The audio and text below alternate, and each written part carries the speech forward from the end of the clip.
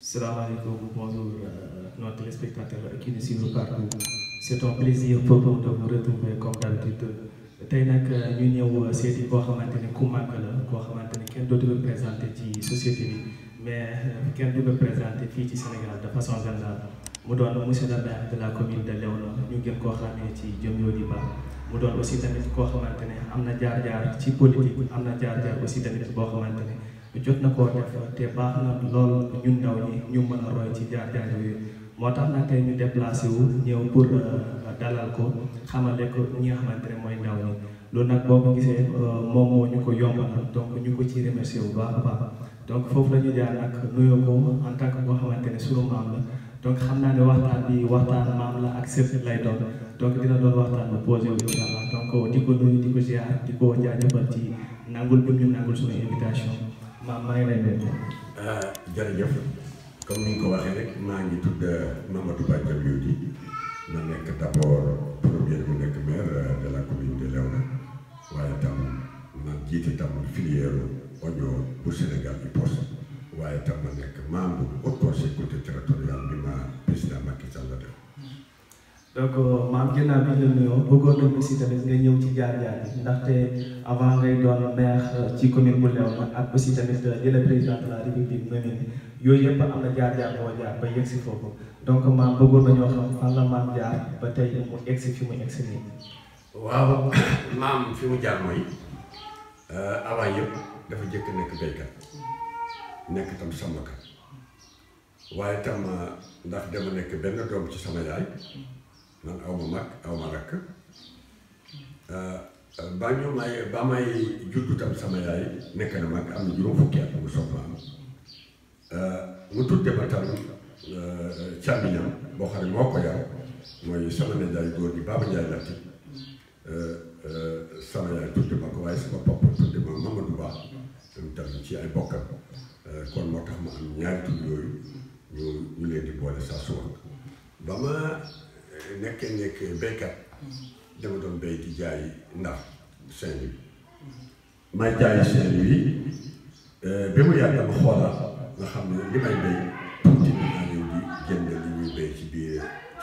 dëkkandoo yi ci biir village Sagasathie bi ma bokk d'abord waaye ma jàll ci village yëpp ma nekk ci ba mu yàgg tam ma jàll ci route de Niayes di jënd di indi Ndar waaye bi ci yàgg di ma yokk dem Mauritanie di jaay légume bi foofu ci Mauritanie yàlla nekk dimbali ma ci bu baax a baax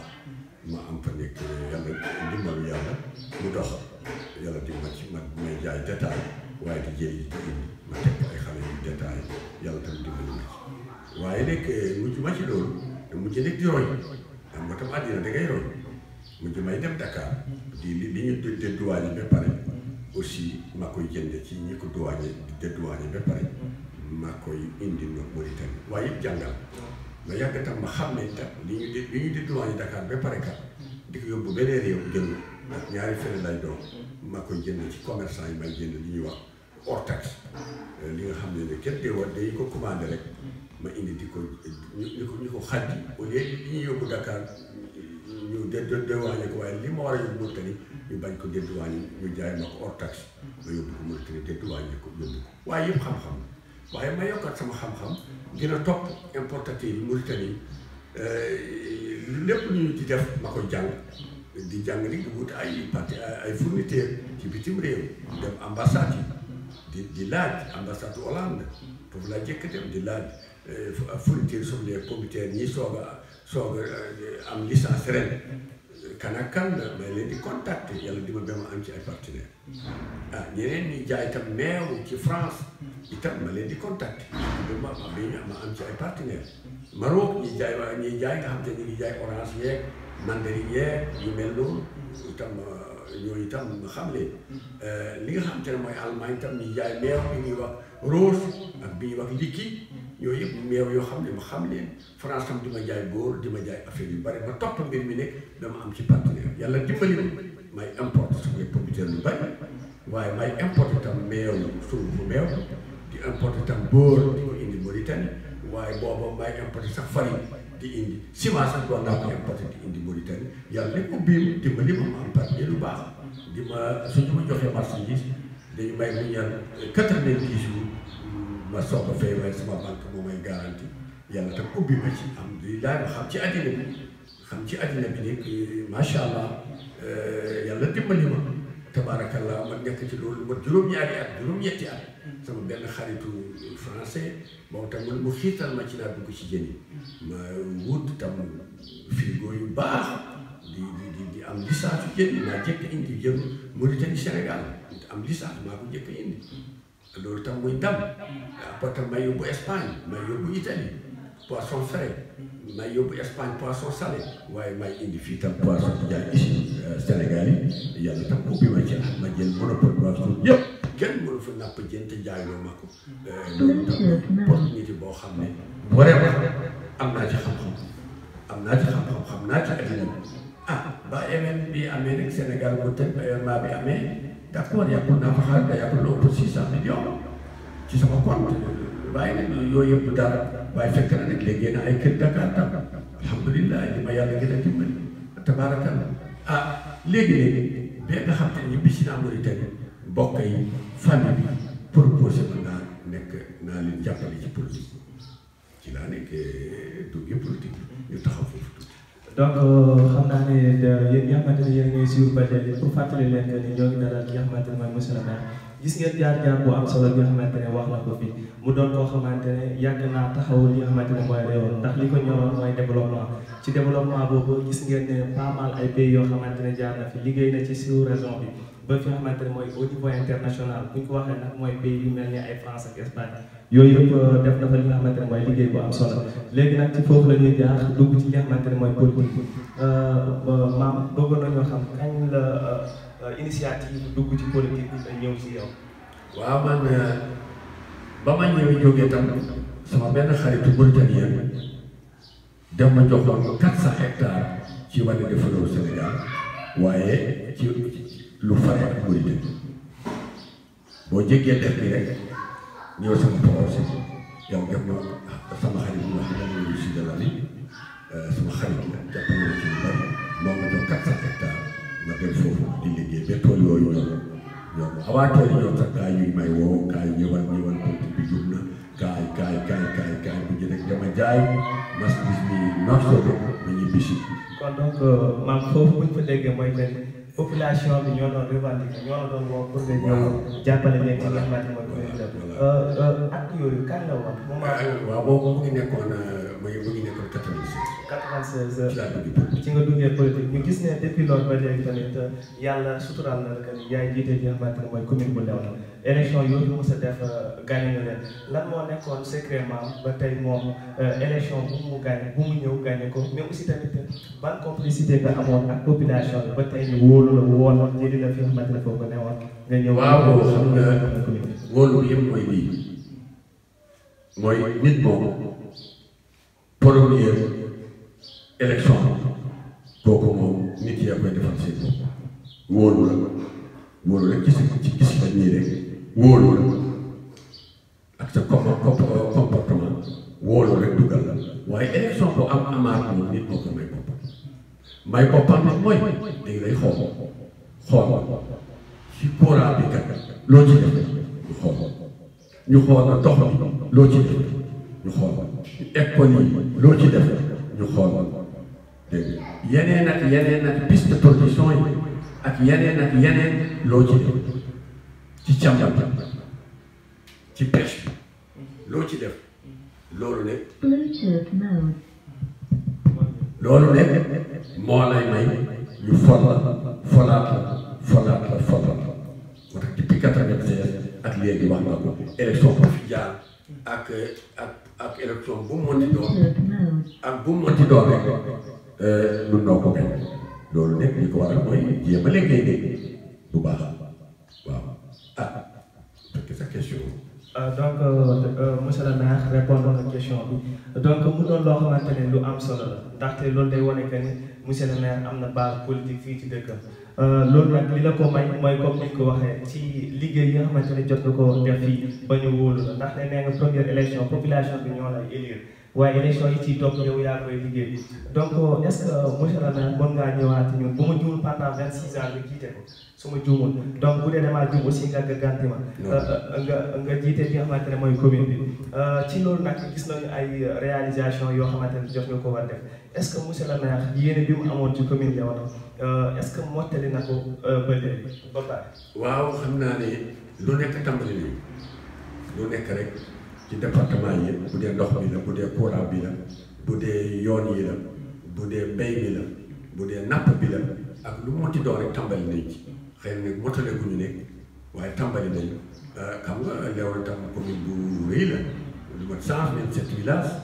ak 50 000 habitants du commune bu ndaw ndaw noonu loolu tam aussi waaye daal lu nekk daal boo ci duggee département bu nekk boo ci duggee di nga xam ne vraiment am na lu ci def vraiment lu dëgër aussi. donc xam naa foofu la ñuy jaar jël ko par étape lu ci mel ni économie bi bëgg naa ñu ñëw ci ak li nga xamante ne mooy ndox mi ndaxte motewul fépp donc yooyu nag bëgg naa monsieur le maire. waaw nga leeral ñu ko. waaw xam nga lu tax nga ndox mi amoon na presque 90% amoon nañu ndox ndax bañ ñëwee benn forage moo fi nekkoon Sam Ndiaye mu jekk jox quelques villages waaye ba ñu ñëwee multiplier nañ ko gas nañ fi léegi yeneen ñeenti forage bu fekk ak benn bi fi nekkoon jox dëkk bi ndox jox fi gën a sori ci commune muy Mboye jox nañ ko ndox village yëpp ñoo amoon ndox yëpp amul benn village boo xanaa nga danga wax amoo boo xam ne kay mu ngi bokk ci village bi te amul ndox loolu de waaye village yi moom amul benn village boo xam ne amuloo ndox li ci xew ne ci diggante bi bu ne xam nga ko forage yu Njëmb Fall bi moo dem bépp ci ndox bi doyatul sax póotu waxtu ma nag léegi yeneen dëkk yi nga xam ne forage yu Njëmb Fall bi moo ko joxoon ndox lu mel ni Ñaayam lu mel ne Kër Malick Fall lu mel ne Kër Amady Mun na lu mel ne Yëgul Boy Géej lu mel ne Saka Sayor lu mel ne Kër Koura Géej yu mel ne Kër Ngumba Fay yu mel ne Seeti Jaaw bi voilà village yi dañuy defaat sax pexe waaye bu dul woon loolu dana ëpp loolu. donc bu ñu la déggee ça veut dire que ni monsieur le maire xam ne que ni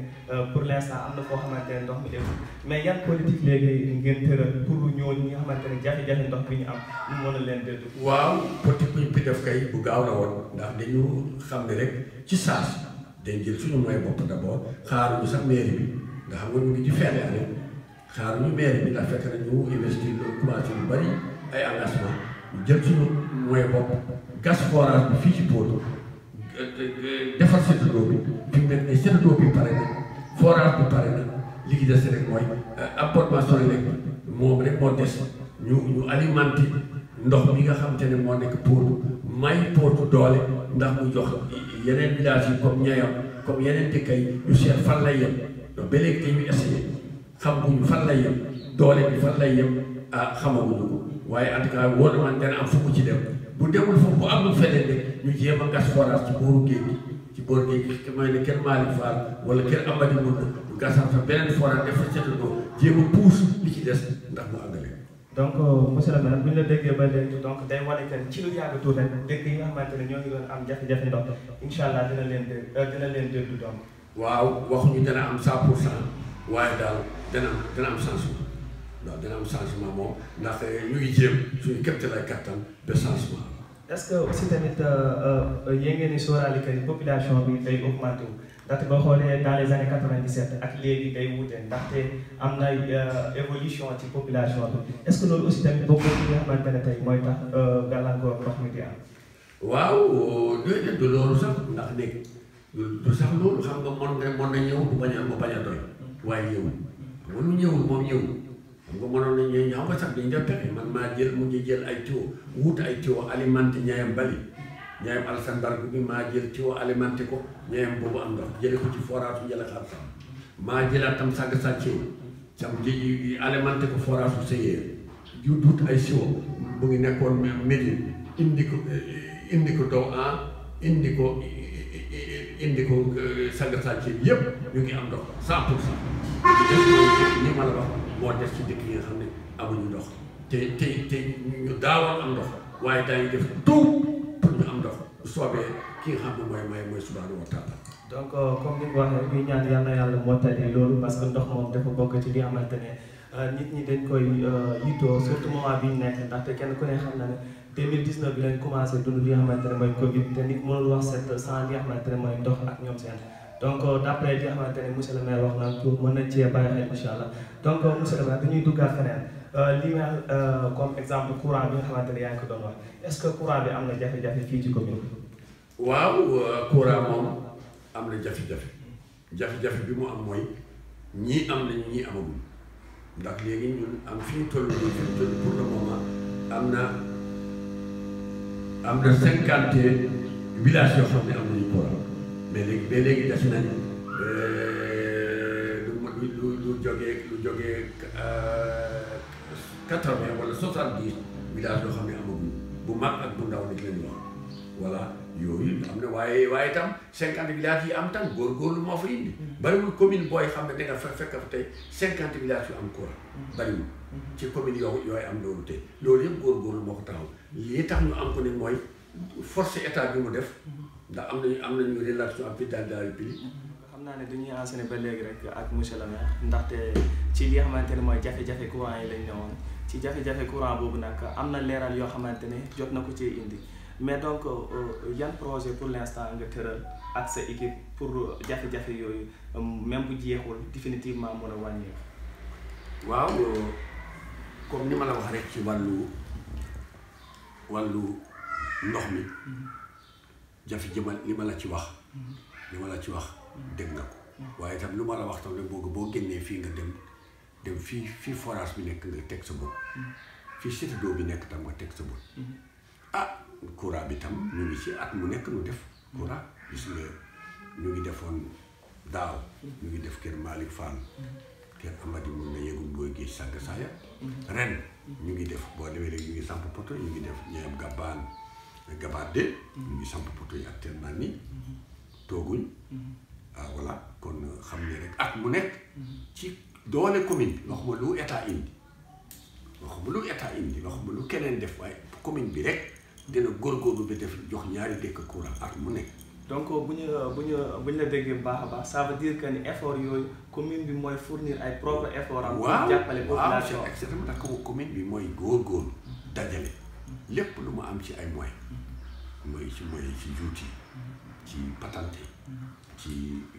pàkk soble bi nga xam ne ci mairie bi am foofu ak yeneen yoo xam ne yëpp koy frais de bornage ak yeneen ñu boole ko dajale ko def dara. voilà def dara ndax mënuñu rek muñ ak soxla nit yi ceeb nga topp yegg nga rek nga naan état bi gouvernement bi wala partenaires nationaux yi déedéet dañu am partenaire tam yu dëgër yooyu yëpp waxtaan bi bu yàggee dana indi yëpp léegi dañu nekkoon rek ci ndox mi bëgg rek ñu leeral ndox mi fi ci li ci am ak problème bi ci am ak effort bi ñu ci def ak effort bi ñu ci nar a def donc yéen téléspectateurs yi xam naa ne comprendre ngeen li monsieur le maire wax ndaxte indil na ay leeral côté ndox mi ak li nga xamante ne mooy côté courant bi donc nag dañuy dugg ci li nga xamante ne mooy nag ci économique proprement dit bu ñu nee économique bi nag xam naa dañ koy njëkkee ci li nga xamante ne mooy mbéy mi ndaxte tey doon na loo xamante ne mooy activité principale fii ci commune bu Léona donc ñu gis aussi tamit béykat yi des fois dañuy jànkoonteel ay quelques jafe-jafe. monsieur le maire li nga xamante ne mooy activité boobu di mbéy mi ban taxawaay la li nga xamante ne mooy commune bu Léona taxawee ci activité boobu. waaw taxawaay bi ñu ci taxaw rek mooy xam ne li indi problème bi d'abord problème bi ku ne xam ne ñun ñëpp béykat yi xam ne juróom benn fukki at yi passé te mu fekk ma fi soble lii problème bi soble am ren problème bi kenn mosu ko am Sénégal mosu ko am Léona mosu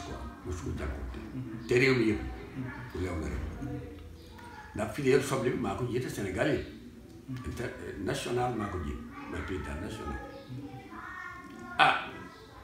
ba xam nañ li ko waral mooy dañ ci bay lu bari réew mi def ci bay loo xam ne réew mi marché yi attanuñu ko consommation bi attanu te nag parewaare wuñu fu ñu denc loolu moo ñu rey di gën a rey réew mi loolu lay wax toujours dama yàgg wax ne état bi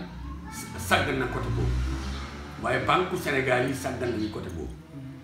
waaye borom alal yi nekk ci biir réew mi aussi sàggal nañu côté boobu ndax réew dem ba li doomam di bay gis ngeen ba président de la République ba mu fi ñëwee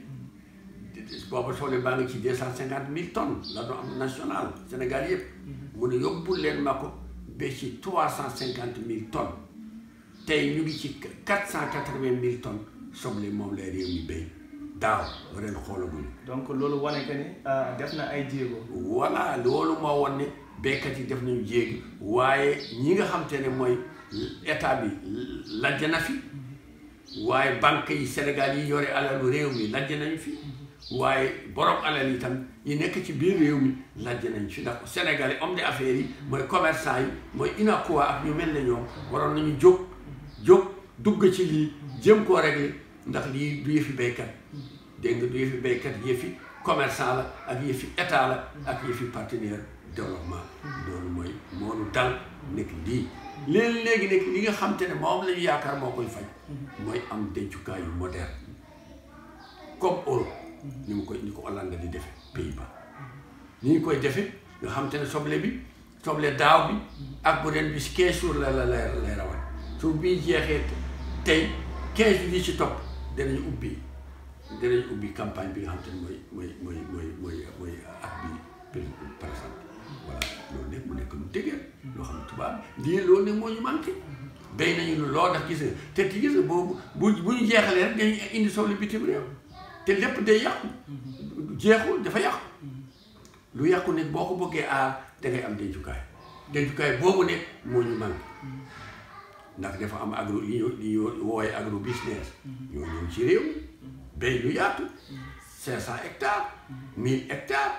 200 hectares 100 hectares dal ci ko béykat yu ndaw yi te yooyu nag bu fekkente ne programme amul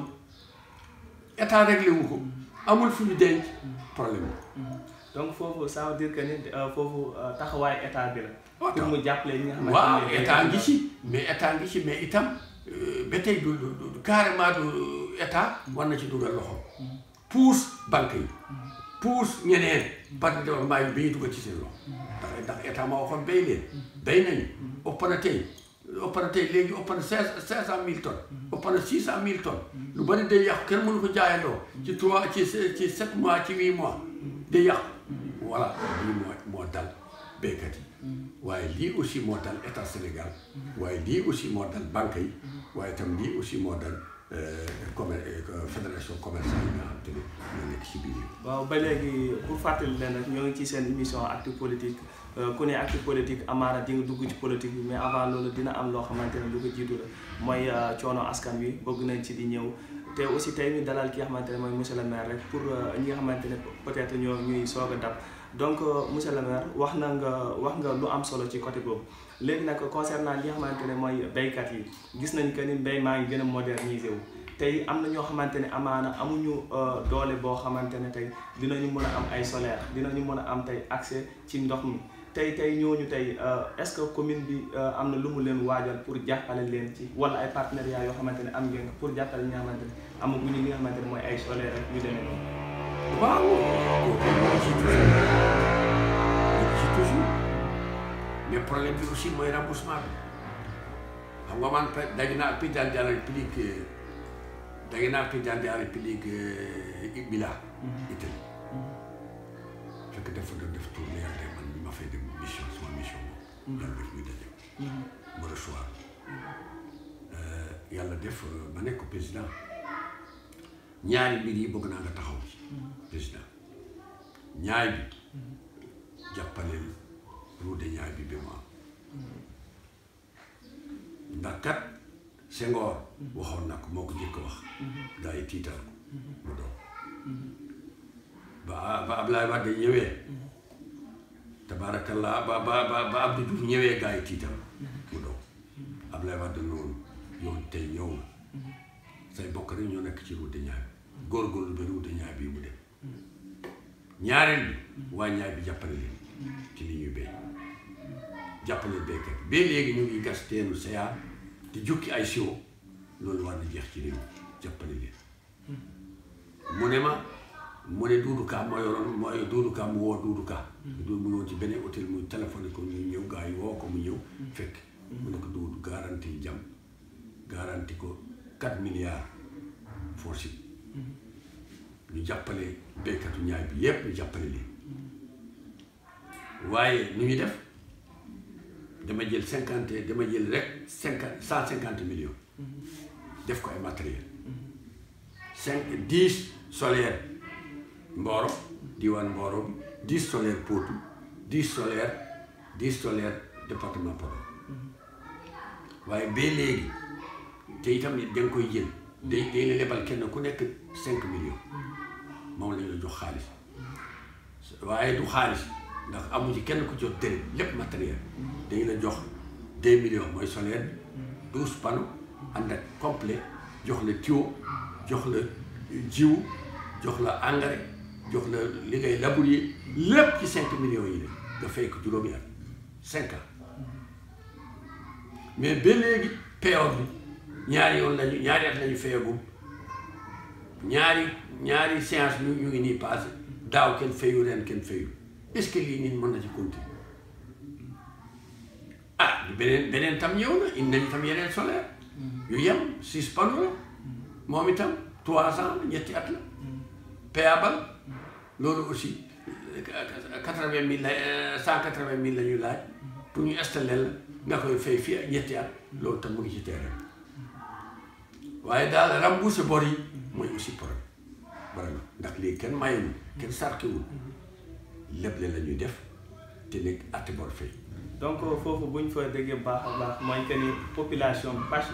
li Pastef bi ñu waroon a am pour fay li nga xamante ne mooy bor bi loolu mooy problème bi. waaw xam nga bor tam ban la koy fay da ngay liggéey dëgg-dëgg boo jëlee bor da ngay wax ni man kat dama yokk sama liggéeykaay. boo amoon benn hectare fexeel ba def ko 2 hectares xam ne yow yaa ngi yenn bor nga préparé ak lépp looy def xalaat ci bor bi da nga fay ndax kat boo fayee am na ñeneen ñu nekk sa gannaaw dañu war a am comme ni nga amit ñeneen dañu war a am ndax loolu nga siiwal xam nga 4 milliards suñu ko defoon yëpp ci mbéy mi lu bari dana faju mais nag fekkete ne ñuy jëkk mënuñu fay mun te itam am na loo xam ne tam yàllaa ko indi daaw pandémie moo ñëw dugg réew marché yi jaayul mënuñu fay ren waxi nopp ren moom gis ngeen kenn ku ne noo gisandoo kenn mënul fay sa bopp banque yëpp a ci yem sa bopp d'abord voilà lii la mbir mi donc li nga xamante ne mooy activité boobu doon na activité boo xamante ne tey amaana buñ ci duggee pour ñu motal li nga xamante ne mooy waxtaan bi yëpp côté boobu day xaw a jafe donc te li ñu war a waxtaanee xaw naa bari tuuti donc xam naa ne dañuy dugg ci beneen aspect rek mooy li nga xamante ne mooy élevage bi mu doon boo xamante ne amaana pour l'instant monsieur le maire est-ce que. waaye dama bëggoon bala ngay dugg ci économie bi nga dem ci département wax nga ndox mi laal nga tuuti ci courant bi. waaye bëgg naa nga dem tam ci piste production yi. xam naa ci nga dem tam ci njàng mi. nga dem tam ci santé.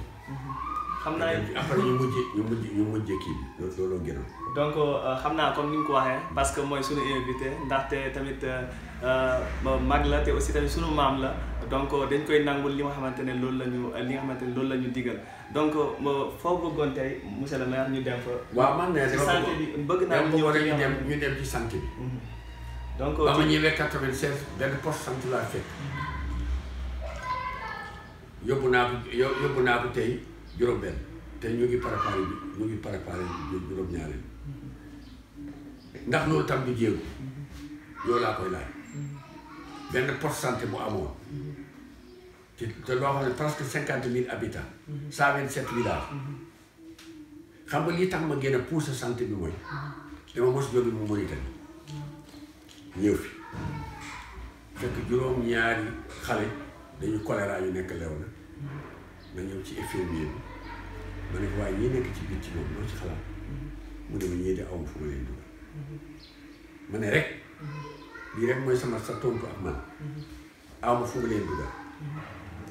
mënoo sax woowaa dëkk ñu mbaar tëral leen ci suufu mbaar yi sax wala ñu xool ne nañ leen defar wala hangar bii nekk fii ñu seet nañ koy aménagé lu tax doomu adama dafa tedd kenn waru ko bay nii rek di ko seetaan ak loo ko ragal bi jàngat bi war nga ci jéem bi ñëpp xam ne yaa ngi ci jéem ndax doomu adama yàllaa ko teral te yàllaa ko fonk ndax li mu bind yëpp ci àddina doomu adama yi moo tax kon nekk war nga ci jéem mu ne ma dem ci yaat ma te alaja boobu alaja moo fi nekk ma dem ci ma ne ko ubbil magasin dama la ñaan nga ubbil magasin bi ñu defal ko bu baax ñu wuti ay mat indi teg ñu roñ leen yëpp yóbbu foofu ci biir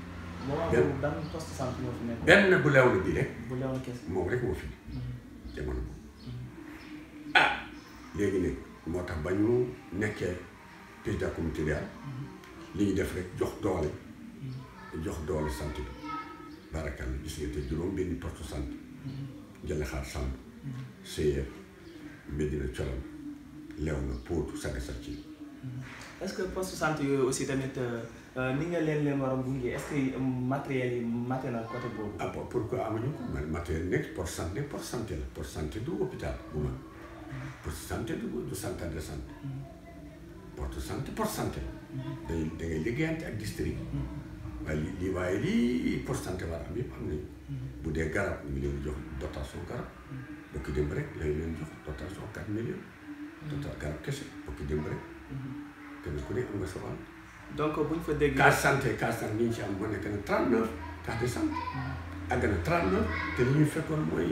yoo xam te ne case santé yu tuuti yoo xam ne matul ñett te yóbbu nañu ko 39 case de santé loolu aussi est-ce que du effort. donc bu ñu fa déggee mooy que ni def ngeen ay jéego yu am solo ci wàllum santé bi te ku ne santé nag dañ koy dafa doon loo xamante ne dafa am solo ci population léegi nag. waaye doyul am ngeen yeneen projet yoo xam ne waaye doyul dañ ci boole tam nag ambulance yu moderne tout terrain ñetti ambulance yu moderne tout terrain yu doon teg foo malaan nekk lu mu sori ak lu mu bari suuf ambulance bi daañu ko jël ndax loolu tam du avancement ci santé boole tam encore nag dañu am ay labo dañu indi lew na def laboratoire ba bariwul poste yu am laboratoire am na fa laboratoire da ngeen di xool sa deret ndax jabet nga ndax lii voilà loolu yëpp def nañ ko ci poste santé ci wàllu wér-gu-yaram loolu nag jéego bu am solo la waaye yemu fa poste prédiction yi liñ ciy def mën naa la ko limal yëpp def nañu jëkk nañu def Potou taare jëlaat taare dem Mboyeen ci piste production ñu jël Léona yóbbu ko Ngondam yóbbu ko Séyar jëlaat tam Ngondam yóbbu ko ñu jël tam encore Léona yóbbu Cowoor jëlaat Cowoor yóbbu Jokkul jëlaat Jokkul yóbbu ko ba Mbol Tim ba 1 kilomètre boo xam ne suñu commune yu Ndiébène Gandiol la bokk waaye ñu jëlaat tam Jokkul yóbbu ko Njëla Xaar Samb waaye yemul foofu aussi ñu def piste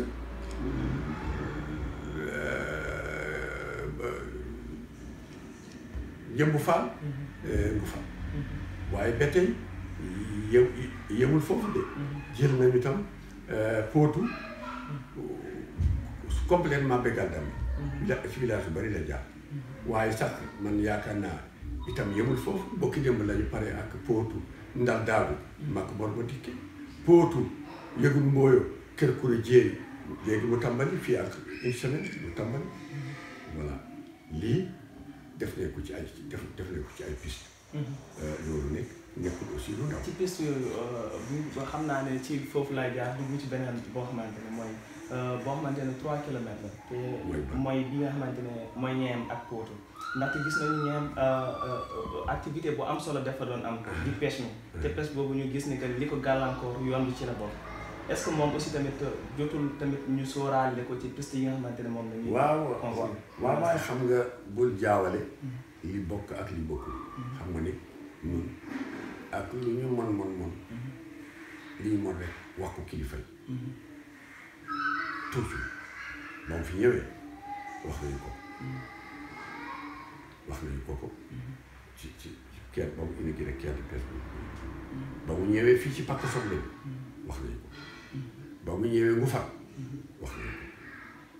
ko waaye bu leen fàtte goudron du compétence su commune non loolu compétence su état mënuñu ci laal dara attanuñu goudron dafi cher xam nga fii goudron la woor goudron rek moo fay delluwaat waaye lu nekkoon goudron ñëw def ko piste waa dëkk bi sax duñu ko nangu ci yow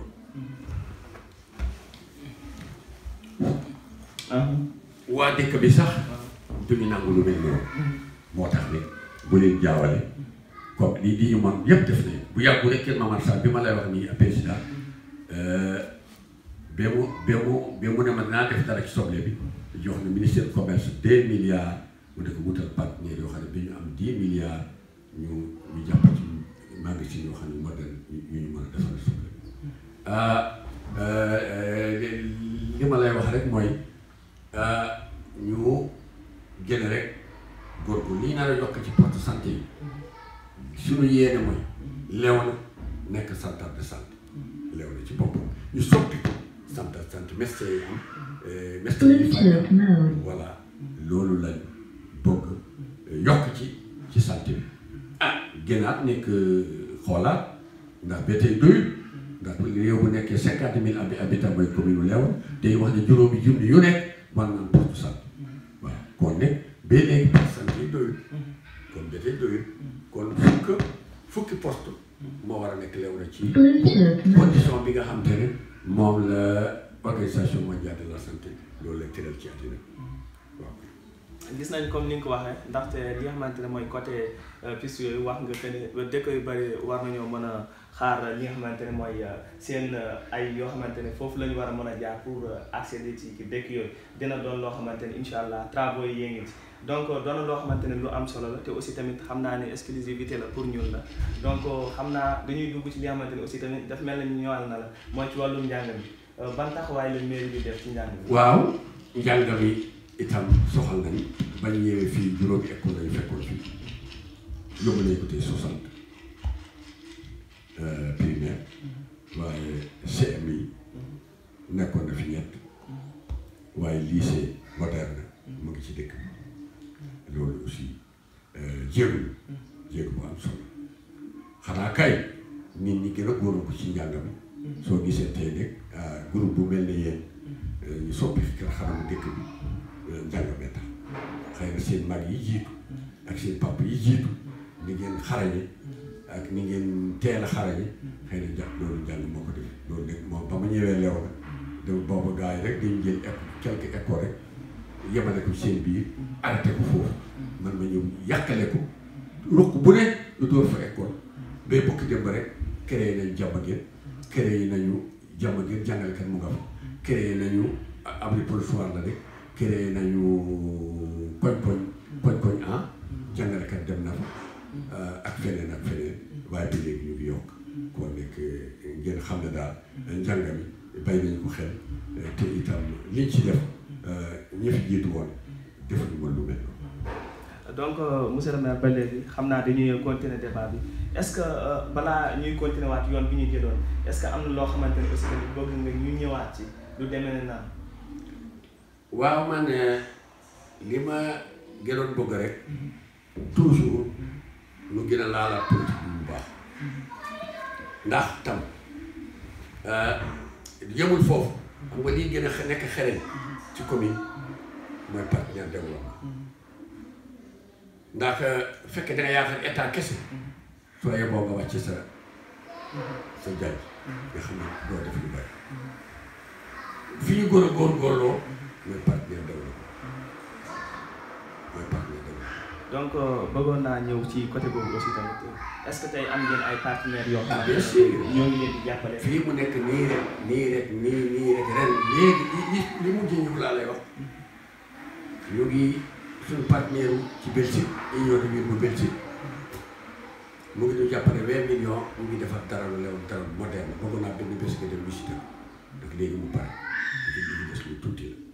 daral bi fu mu nekk. daral baa ngi ci rek ci gannaaw stade terrain football bu lew rek waaw boo taxawee ci gannaaw da nga seen foofu programme yu am solo yoo xam ne daral bi am na ñaari porte rafet na am na sa càkk bu ñu jullee am na lu bari ci biir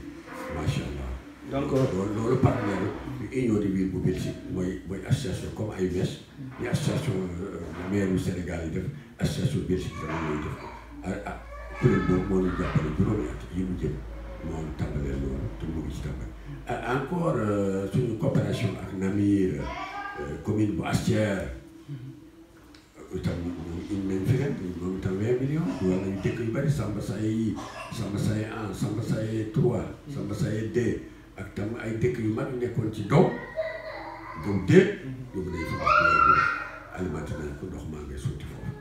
waaw donc c'est télé bu yàggu wax nañ ko ci télévision bi xam naa ku seetaan télé bi TFM ak yeneen yi da ko gis voilà waaye liñ ci def bari na boo seen courant bi ñaayam partenaire a ko def ñaayam Ngufat 1 et 2 Njembu Fall Saga Saltiel Kër Kure Jéeri partenaire a ko def partenaire moo tey rek def ko 7 villages la partenaire def te yooyu aussi ba tey ñu ngi ñu ngi am partenaire ñu ngi fi toujours voilà loolu ne moo gën a pousse Léona mu mon li mu mon attan li mu attan def ko loolu nekk yombul nekk ci bopp commune yàlla jagleel ay partenaires nga wuti ko ba indi ko loolu aussi yomb loolu nekk na ci terrain bi di bàkku rek waaye benn gis bokkul jarul bàkku li ñu def moom ku waaye boo xoolee den ko gis boo gëstoo ci kaw den ko gis voilà nii la demee. donc comme ni nga ko waxee partenaires yi mu doon loo xamante ne aussi tamit lu am solo la ndaxte aussi tamit ku xam aussi tamit réew bi muy demee xam nga ne partenariat da ciy am solo ñu gis que ni aussi tamit cité nga fi benn partenariat boo xamante ne nee nga ne moo ngi créer li nga xamante ne mooy comment dire daral bu moderne donc ça veut dire que loolu daf ñuy permettre ñu mën a dugg ci li nga xamante ne mooy élevage bi tey nan la demee ci commune bu Léona est-ce que egg nañu élevage moderne. waaw élevage bi ñun góorgóorlu nañu avant xam nga état indi na fi benn programme boo xam ne mooy estimation artificielle mooy ping nga jur gi indi ay piquet yoo xam ne changé melokaanu jur gi changé melokaanu soow bi changé jëmmu jur gi mu nekk jur yu mag yu bari soow loolu mooy estimation artificielle état def na ko waaye avant ko état def indi nañ fi partenaire boo xam ne defal na ko commune bu Léona moo tax tey commune bu Léona bari nañu soow ndax koo xam ne jaayuloo sa nag ndax man mii am naa ci jaayuloo sa nag nga yar ko di ko xont am nga soow bu bari waaye tam am nga jur yu mucc ay ndax man daaw rek jaay naa fii juróomi nag bu nekk 1,500,000 te loolu bu doon nagu réew mi nii rek doo ko jaay voilà loolu nag alhamdulilah yàlla mu ngi ñuy dimbali bu baax a baax ci coopération tabax nañu benn magasin moderne bu nekk Léona boo xam ne 24/24 aliment de bétail mu nga fa saa boo ñëwee am aliment de bétail loolu aussi jéegu la ci boo xam ne defal nañu ko élevage yokk nañu daral yi aussi daral li manque léegi bariwul daral yi am na fu bari am na daral voilà. xam naa kon donc xam nga li ñu war a waxtaanee bari na mais dama bëgg ñu dugg ci li nga xamante ne mooy politique bi avant politique bi nag ñu ciy dugg bëgg naa nga tënkal ma ci ñett yi lu ci mel ni li nga xamante ne mooy pêche bi seen taxawaay ak li nga xamante ne mooy culture ak sport ñett yooyu ban taxawaay ngeen ci am après ñu dugg ci li nga xamante ne mooy politique. waaw xam nga tam wax dëgg yàlla dimbal nañu itam pousse nañu état bi kenn yéen ñëpp xam ngeen ne peut daal naa ci sama xarit loolu la yàlla dogal alhamdulilah. am nañu quai de pêche bu moderne li des kay mooy yoon wi waaye quai de pêche moom kenn waxatu ko am nañu ko léegi kay itam te itam pêche itam bu ñu soxlee ay gaal bëgg yokkaat gaal bu ñu nu waxee ñu yokkal leen gaal yu équipé dara bañ ci manqué ñu yokk ko tegal leen ci taabal bi lii des mooy bu yoon amee ba yoon wi am daanu fexe tam ñu am frigo yu moderne ñu méngoog jamono usine glace boo xam ne 24/24 mu ngi togg glace waaye tam dañu jéem a jaay tool bi quai de pêche bi nga xam te ne gaal bu jóg ci biir réew mi su dee Kayaar nga nekk su dee Saint-Louis nga nekk fu dee feneen nga nekk sa xel dana nekk ci quai de pêche bu Ndiayène-sur-Mer kooku aussi danañu ci def suñu kéemtalaay kattan ba quai bi nekk quai waaye yoon wi aussi mu sotti koo jàmm loolu moom suñu xalaat la suñu mébét la ñaan nañu ko yàlla bokk démb rek kër bañ kenn moom président ñoo kenn ma jox naa ko leetar wax naa ko sama lam bi jox naa ko leetar boo xam ne pour goudron bi ma ne ko yaa ko fi dige woon fexeel mu àgg soxla réew mi la soxla quai de pêche bi la soxla commune u Léona la nga bay ci xel bu baax te xam naa ne mosuma ko wax lu mu jéemul kon nag ñu xoolaat rek te du benn yoon bi rek laa ko wax kon xam nga ne soxla na ma bu baax a baax waaw. donc ñu ñëw ci sport bi parce que gis nañu cette année ci bari na ay final yoo xamante ne assisté nga tey ban taxawaay la mairie bi am pour ci côté sport bi. waaw sport bi itam def nañu gis nga benn terrain football moo nekkoon Léona la nekkoon def nañu ren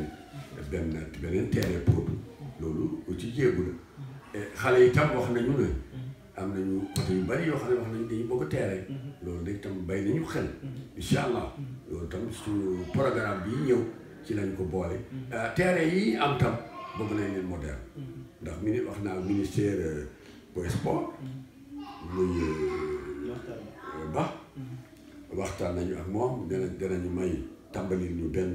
terrain ñu defar ko bu baax méngoo ak jamono ku ñëw loo fa bëgg a def ci wàllu tàggat yaram del ko fa mën a def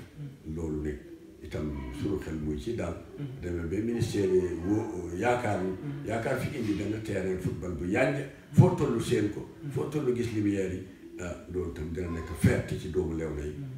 jërëjëf. donc comme ni mu ko waxee ci côté li nga xamante ne mooy pêche mi ak li nga xamante ne mooy sport bi doon ay kàddu yoo xamante ne vraiment am na solo ñu ciy am aussi mbégte bu baax a baax donc dañuy jeexale ak li nga xamante ne mooy culture bi ku ne culture ne musique ak ñoom seen tey est-ce que am ngeen benn taxawaay boo xamante ne benn politique boo xamante ne jagleel ngeen ko li nga xamante ne mooy culture bi. waaw culture bi moom tam dañu bëgg a def vraiment ñaari kër yoo xam ne ñu def ko benn bi Léona bi nga xam ne moo nekkoon Léona ñu jéem ko defaraat bi mu méngoo ak jamono bu baax am nañ partenaire bu ñu ci jàppale ak benn bu nekk Pout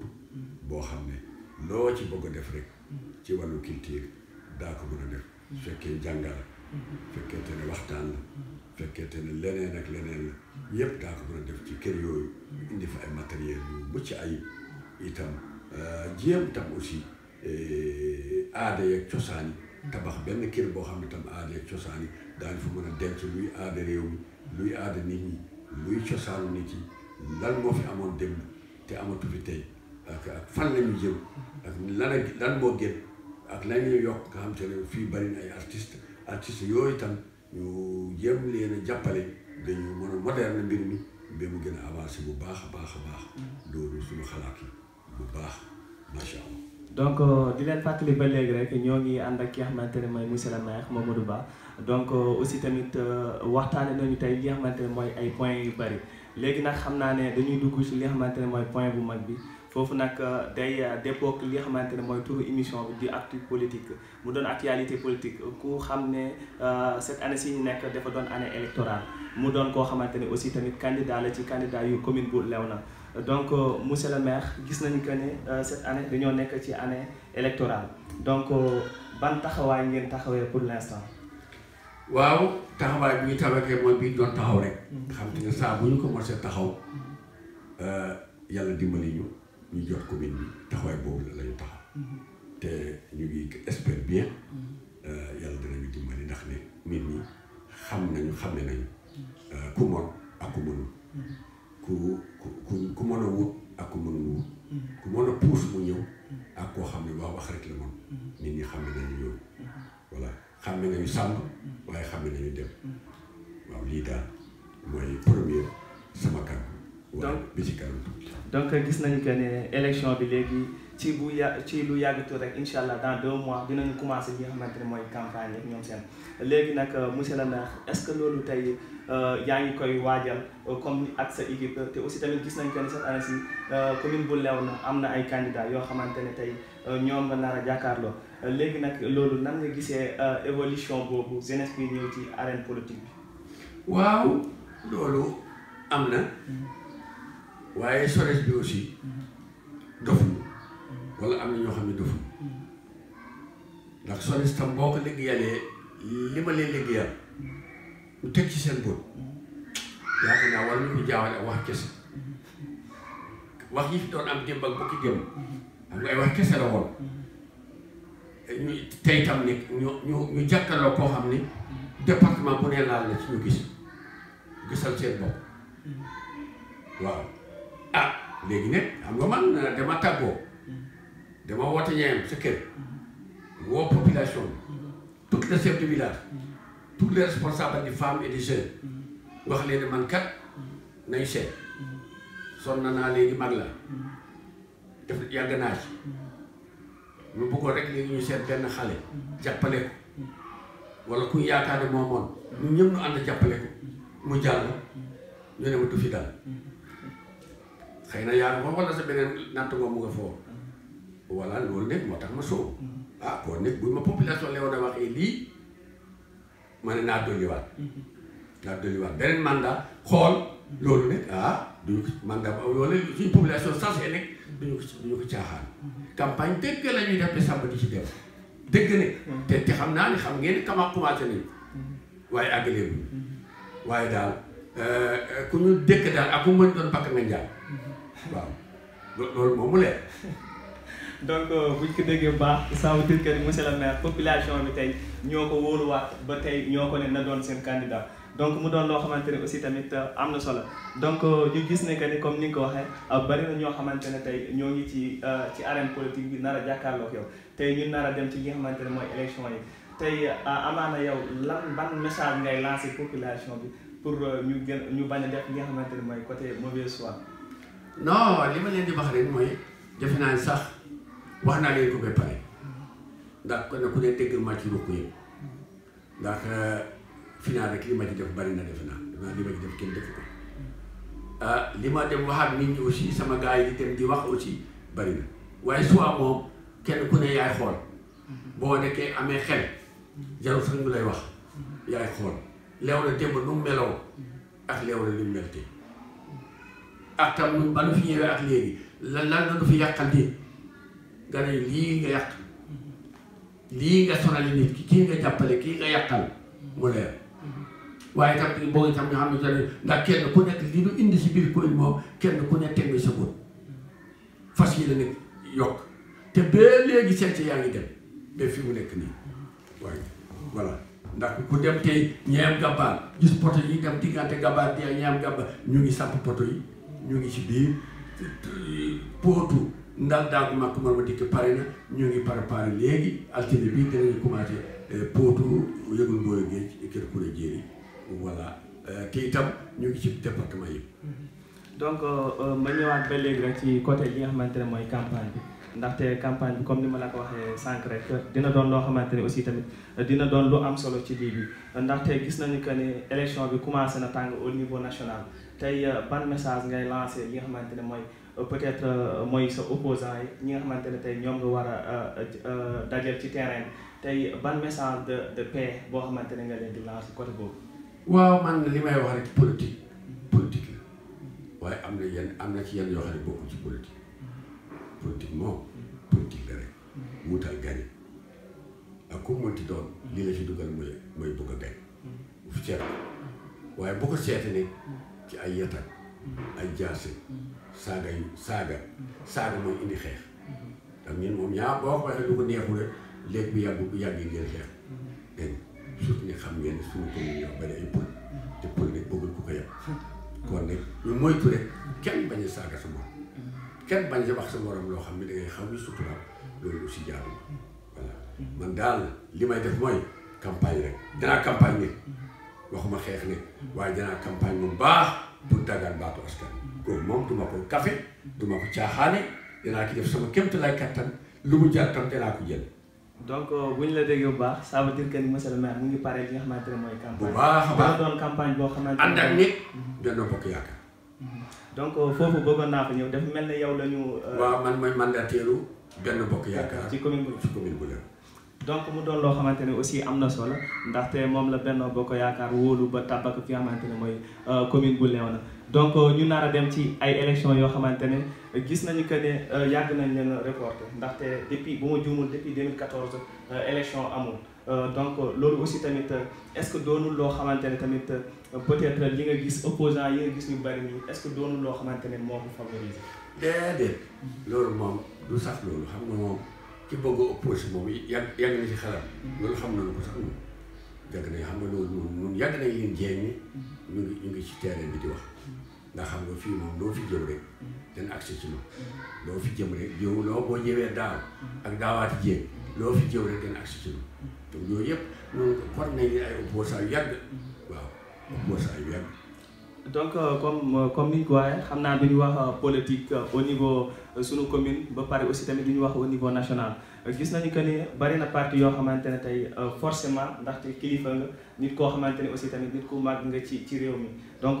lii ñeel li nga xamante ne mooy Sénégal dina la ñeel gis nañu que ni tamit bari na ay parti politique yoo xamante ne ñu ñuy investiroon ci yenn diwaan yi dañ leen a rejeté est-ce que loolu aussi tamit am nga ci xalaat. waaw loolu bariwuma ci xalaat. bariwuma ci xalaat ndax man duma magistrat itam duma nekkuma ci leader yu mag yoo xam te ne da nga leen war a adressé loolu ndax man waaye daal ñaari liste yi ma ji ndax maa jiite liste conseil départemental liste professionnel maa ko jiite pourtant loolu président bi ma ko def président Macky Sall loolu aussi ndamu leew na la ndax mosul am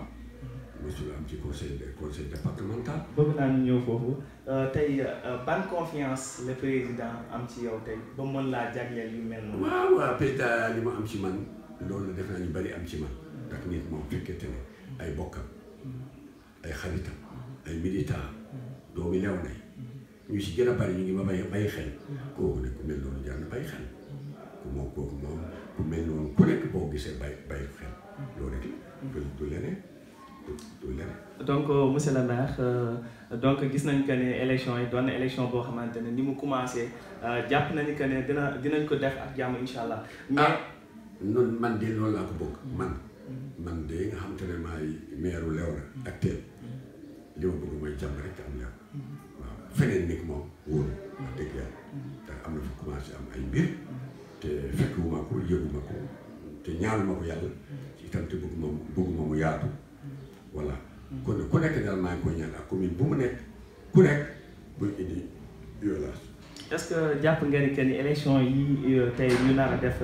janvier 2022 incha allah est-ce que dina du wuuteeg élection yi nga xamante ne moom la ñu def. dina xam nga élection moom élection la rek.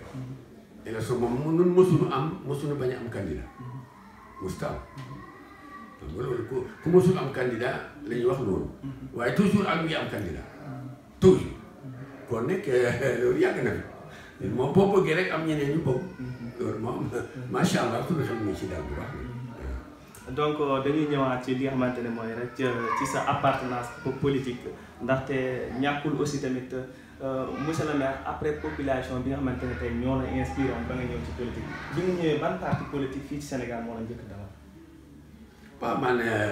man xam nga man nekkoon naa ci. man maa ngi nekkoon ci Abdou Diouf premier ci Abdou Diouf laa jëkk gagné élection. donc foofu def nañu parti socialiste. waaw foofu laa jëkk gagné élection. yàlla def Abdou Diouf daanu ba Abdou Diouf daanoo ma ñëw ci Ablaye Wade ma dem fa tuuti ñetti weer ñu ne ma dangay topp ci am kenn leader bu nekkoon fii ci Potou ñu ne ma dangay topp ci gannaaw. ma ne kii xam ne gannaaw xalaatuma ko sax waaye parti yi bari nañ ci laa dem seeti ci bokka ma ànd ak ma gañe leen gañe fi PDS ba ñu dellusiwaatee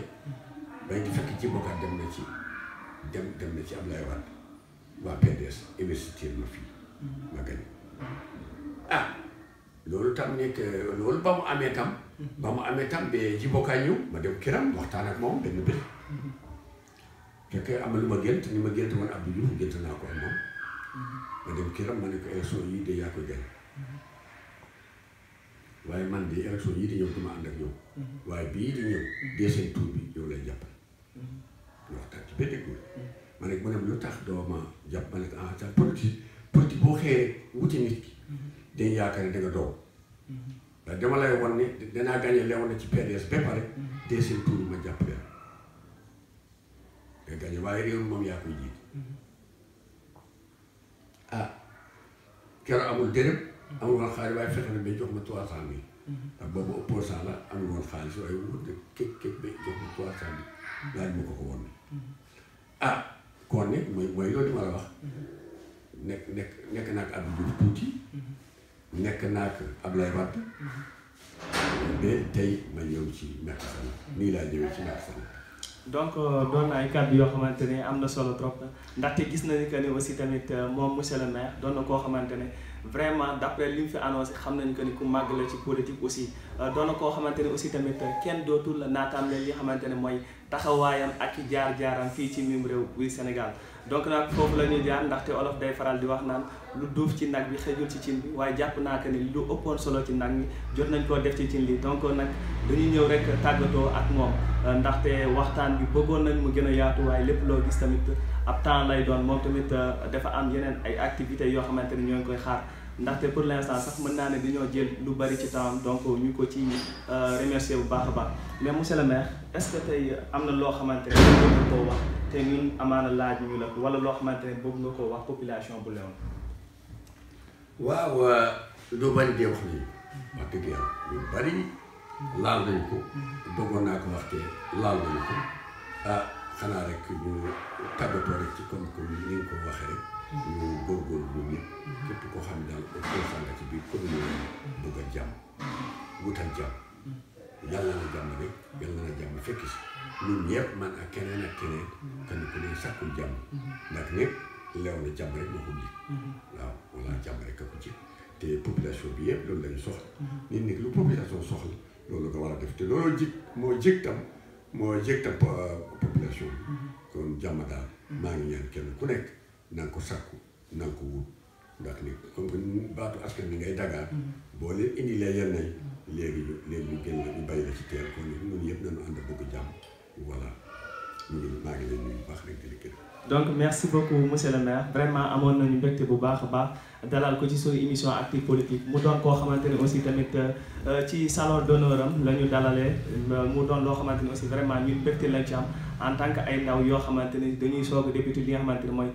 métier média donc vraiment am na ci mbégte bu baax a baax di ko remercier di ko ñaanal aussi jàmm man li ma gën a touché ci ay kàddoom fi mu daanalee la mooy woote na jàmm donc war na leen que ni aussi moom mooy seen kilifa ci côté boobu donc mu woo leen ci jàmm donc incha allah jàpp naa ne que ne ñi nga xamante ne ñooy opposants yi aussi tamit daañu ko wuyu ci côté boobu mu doon loo xamante ne aussi ay kàddu yu am solo la donc ñu koy jaajëfal di ko remercier di ko ñaanal jàmm aussi tamit ak wér-gu-yaram yàlla jàppale ko ba tey am mbébét yi mu am yàlla jàppale ko ba tey mu réaliser ko donc sama gars yi maa ngi leen di kontaane bu baax a baax di leen jaajëfal sina ay téléspectateurs yéen ñi nga xamante ne yéen a ñu doon bàyyi xel ci seen émission Actu Politique mu doon émission boo xamante ne mën naa ne c'est purement politique mais aussi tamit au-delà de politique dañ koy waxtaane di leen remercier bu baax a baax di leen wax ci présentation bi Digital Fisco ngeen ci am noonu ci technique beeg ñoom seen nee naa ko Ibou Vision moo ko doon gérer donc di remercier ñëpp di jaajëfal ñëpp ñi nga xamante ne ñoo ñuy épaulé donc ñoo ngi leen di jàppale di leen ñaanal aussi vraiment ndaxte aussi tamit ku la boot di bëre dañ koy ñaanal ndam ndax bu amee ndam nga nekk ci kaw ñaar waaye bu amee defet ñaar nekk sa kaw donc jaa ngeen jëf merci beaucoup ba beneen yoon incha allah ci Ibou Vision Pro ak yeneen émission yoo xamante ne dina ñeyal société bi merci beaucoup